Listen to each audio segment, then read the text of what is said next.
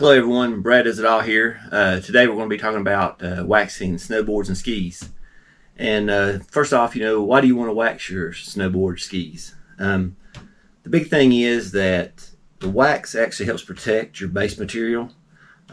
You'll see if it's been a while since you've done any waxing, you'll see especially on a base that's black, you can see it start turning like a white kind of color where it's getting dried out. And so the wax actually absorbs a little bit into that base and also gives you a coat of wax that protects the base. And the other big thing is it just makes your board or skis slide that much faster and better. So, I mean, it's a really good idea to wax your board. And how often you do it, it really kind of depends on, how much you've been snowboarding or skiing. I mean, some people will go every trip. And for me, it just depends how much I've ridden that day. I mean, usually I'll go 2 days, sometimes 3 days before I wax my snowboard. And I just kind of look at the base and kind of just take a look at it, see how it's looking. But anyway, we'll get started. I buy all my stuff from Tognar Toolworks. Stuff is available there, and I'll put links down in the description to show you everything that I use. But to start off with, of course, use a base cleaner. I use this citrus base cleaner, just a little bit less of a smell. Then we'll have scrapers, and I have a large one for scraping snowboards, and then also have this one for I actually use it on my snowboard also, but it's best to use with the skis. And the one nice thing about this scraper is it's got this little notch that helps clean the wax off your sharp edges. Then I have iron, a little Swix iron. And I will say, I see a lot of people say, you can just use a household clothes iron, and I really disagree with that.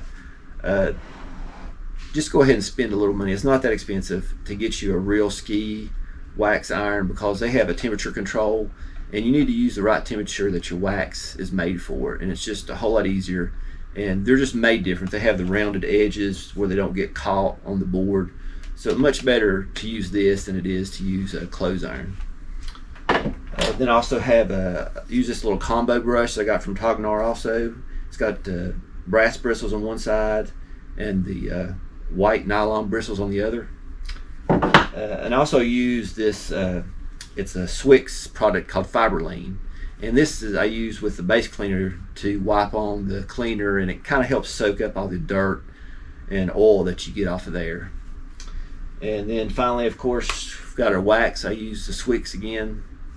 And the wax has different temperatures that you can have. The particular one I'm using today is a 25-degree Fahrenheit to 39-degree Fahrenheit wax. It just depends on where you're going to be skiing at and what the temperatures are. Don't see a huge difference. I mean, we're just talking about recreational skiing here. This is a huge science into this, if you're a pro snowboarder or skier. But for just normal people like us, just try to get close to the temperature that you're going to be skiing at. And like I say, it's not a huge deal if it's a little bit off. Okay, first to get started, I'm going to take some of my Fiberline. I'll just get about 18 inches or so, and I fold it up, and we'll get the base cleaner.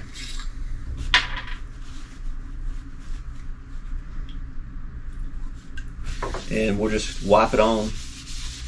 And this just takes off all the old wax and dissolves all the dirt and grime that you pick up out on the slopes.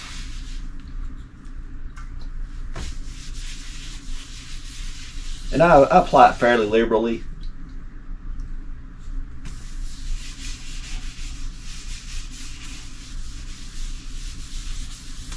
And just go all over the board. Okay, after you've spread out all the base cleaner, I go ahead and get another dry piece, a smaller piece of the Fiberline, and I'll just wipe it over there, just kind of absorb some of this excess base cleaner.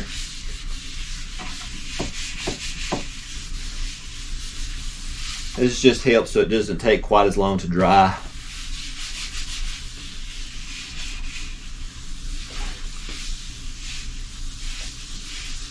And then after you get that pretty good, you can go ahead and just take a regular paper towel and try to soak up a little bit more of it.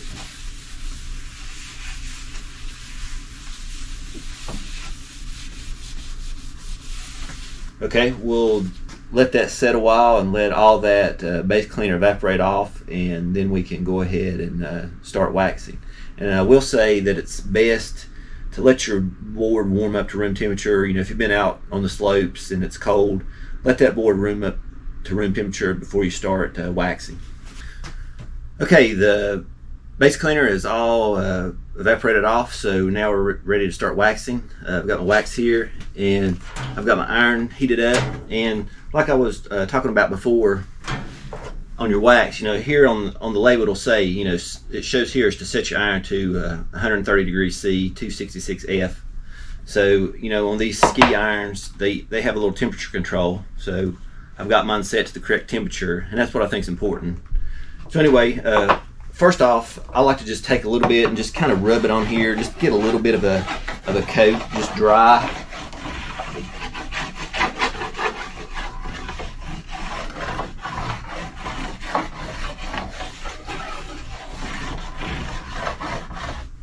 Okay, and that's good. And then I like to hold this iron upside down, that way it drips and doesn't get on this edge. But you know, just hold your wax to the iron, and you know, you'll kind of take it off and on as you go just to get the right amount of drip. You don't want it just pouring off there in a steady stream. But we'll get started here. I'll show you how I kind of do it. I'm just letting it drip. And I mean, you want to use no more than you have to, and after a little bit of practice you can figure out how much is a good amount. Because you know, if you put too much, you're just wasting it and you're just going to be scraping it off. So I mean, you just need enough to get a smooth layer once you start spreading this out. So, you know, I put a drop maybe every couple of inches or so, and usually around the edges I'll add a little bit extra because that's usually where it's the driest.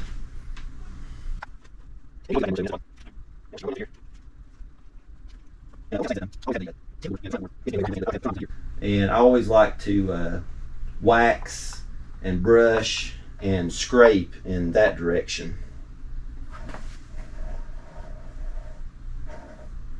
So you want to go tip to tail.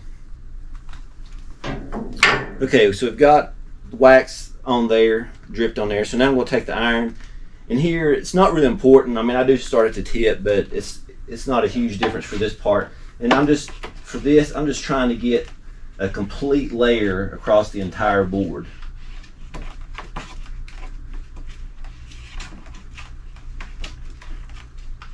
And just keep smoothing along till you've got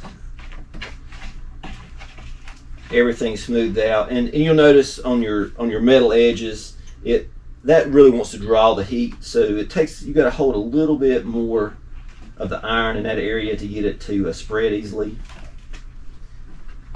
And it's really hard to get your board too hot. I mean, you can always check it by, you know, just kind of feeling underneath. I mean, if you start feeling some heat under there, you're probably getting a little bit, holding the iron too much in one spot. But if you keep your iron moving, you really won't have a problem with that. And all your little drips that you made, you're just trying to get all that smoothed out. And if you've got a black base to your board, it's a lot easier to tell where you're getting all the wax. You know, with this multicolored base, it's a little tougher to see where it's all spread out. So if you do have a black base, it makes things a lot easier to see.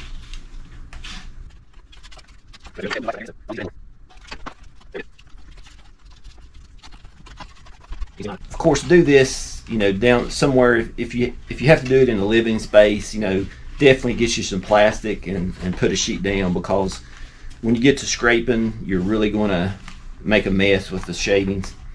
And of course, it's always easy to drop wax on there as you're doing this. But I've just got a little makeshift table here I use here. Sawhorses also work. All right, so we've got that pretty much spread all over it. We got a good layer.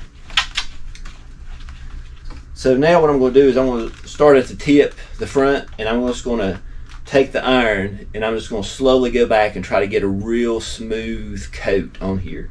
And I don't really like to use the iron in this direction because it's just so wide, it's hard to get, it's not as much heat applied. So as you're moving in that direction. So I go the short direction, and that just gives you more space this way on the length of the iron to help get the heat into the board.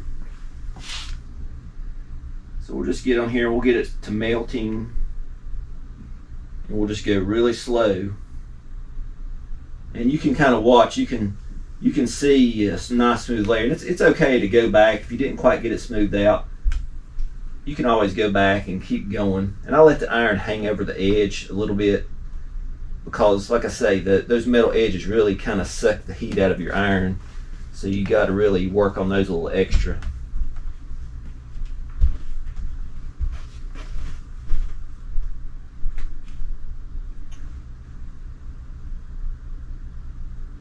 Now I was going a little bit too back and forth there. You just got to go, I got a better motion here going. So you just want to go slow, let that wax get a smooth coat.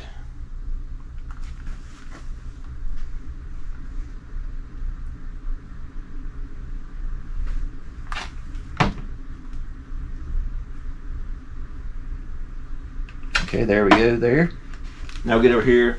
A little easier, you don't have to deal with that edge, so it goes a little bit smoother away from the edges.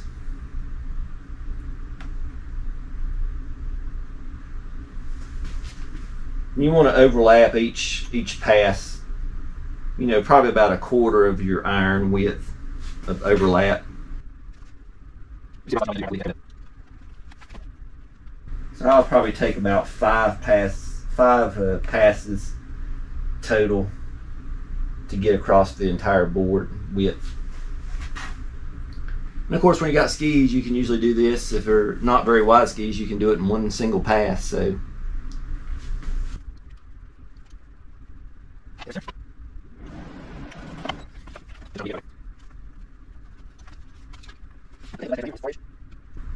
and you'll get good at this. You just got to, after you do it a few times, get some practice in. I'll just check the edge, the bottom periodically, and yeah, I really can't feel any heat coming through there.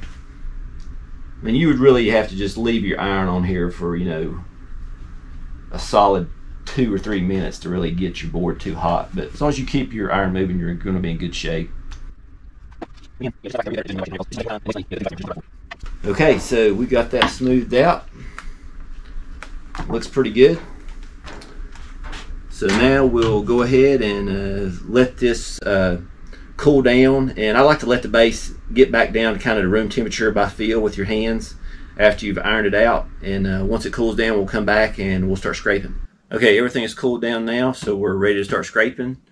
I started off by using this small scraper that I showed at first, and this little notch, it goes along the edges, and it's great to get the wax off, especially if you've dripped a little bit on the sides. It'll get all that wax off. So again, I go from tip to tail.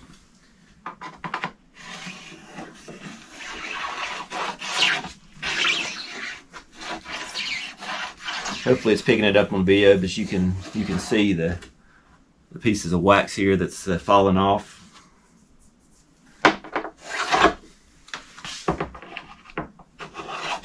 Just gotta hold it at a slight little angle to get a good scrape down through there, get all that wax off.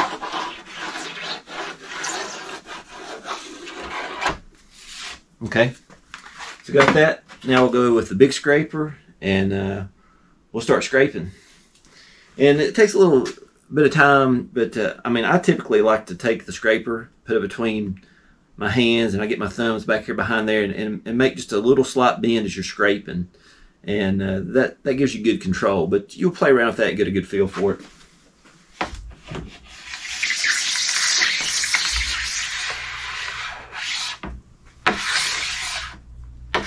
One thing that's good to do is I'll take a trash can and put it down here below the front of my board, and that way it'll collect the majority of those chips of wax that come off.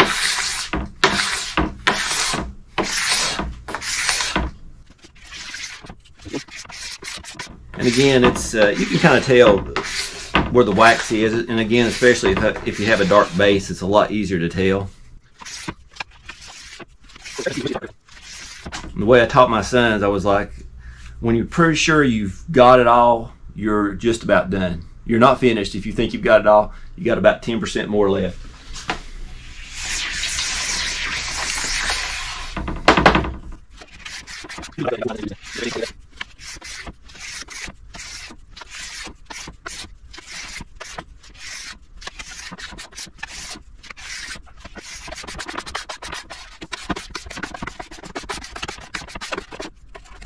Now, when you're doing the tips,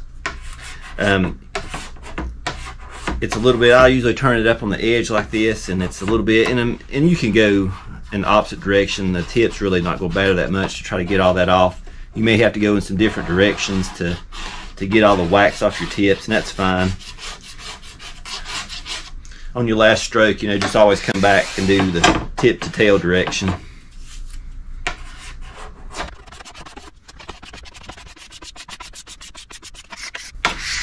Here's the point where I'm thinking, hey, I'm almost done, about got it almost scraped off, but I've probably got, like I say, another 10% left to get off of here. That last little bit. And that's one of the reasons I started waxing my snowboard myself. You know, we had a local shop before, and I had them wax my board the first time, and when I went onto the slopes, after I made a couple of runs, I had my board off and I was looking at it, and I could see balls of wax that had rolled up on my board where they had not scraped it properly. I think they just probably went over it real quick once or twice, and I mean, they probably left half the wax on there, and I mean, that just slows your board down. It's going to protect it really good, but it's going to make you slow on the slopes. So after that, I decided I would wax myself, and I really believe you can.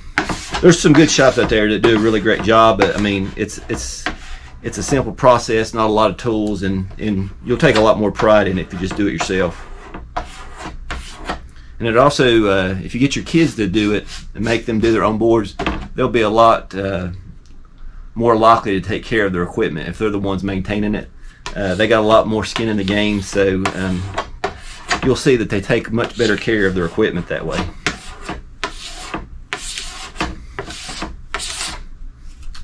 All right, so I'm getting it pretty good. I'm gonna switch over to my smaller scraper here. That's typically for the skis, and a little bit smaller width, so it can get a little bit more in those finer areas.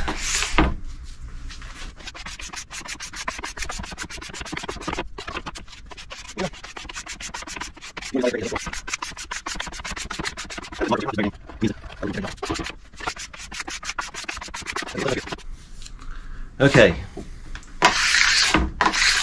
I feel like I'm getting pretty close. Now what I like to do is I get this combo brush that I talked about, and I take the brass bristles, and I'm not putting a ton of pressure because you know you can scrape your wax off, but I'm just going over it pretty lightly. Again, tip to tail, and what this will do is it'll highlight where you may have missed wax, because you'll feel it catch on that wax, and usually it'll kind of bring it up to the surface a little bit.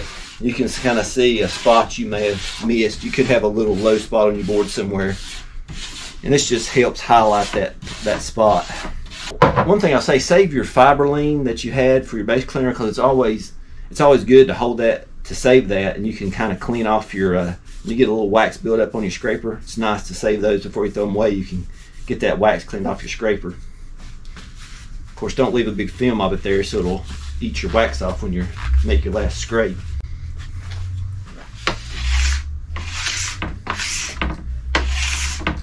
Yep, okay. Yeah, we're looking good now. I'm just getting a little bit of wax off, kind of where I roughed it up with my brass bristles. And it is also handy, this thing's got this little rounded corner. A lot of times you can have a little spot there. That little rounded corner is nice, so you don't make a big scrape. Got a little low spot right on my tip. It's always got to do a little extra scraping to get that down. And your tips aren't hugely important. I mean, that's not where you're really going to be riding on anyway. Okay, I think we're looking good. So now, go back to the combo brush with the nylon bristles. Now on this, I go and my technique, I like it a lot the way I do this, so I just do little quick short jabs across here with good pressure, and that just helps get all that little fine bit of wax off of there, and it kind of gives it a little bit of a polish. See, I'm just going tip to tail, making a nice brisk stroke. Make one more final pass. And of course I'm tilting this up just so I catch the nylon and not the brass, of course. And you can buy a separate brush. I just like this combo brush. One less thing to keep up with. And one thing I forgot to mention at the first is I use these 3M white pads, and I think this really makes a huge difference in your board. I mean, it gives it that little extra slickness to it. So I'll just take it again, tip to tail, kind of the same. As I make my backstroke, I don't have any pressure. I'm just putting enough pressure just to bring it back to me. And then on my front, on my stroke from the tip to the tail is when I'm putting my pressure on.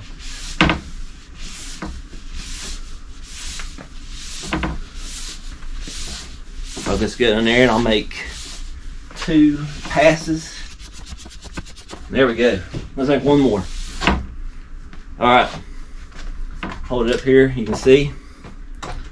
So here we go, there's our completed wax job. You can see in the black how that looks, how nice and clean, and a little bit of a sheen you have there. So this board right here is ready for the mountain.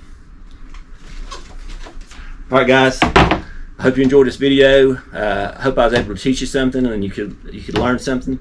Again, I appreciate it if you could subscribe and give me a thumbs up. Thanks again for watching.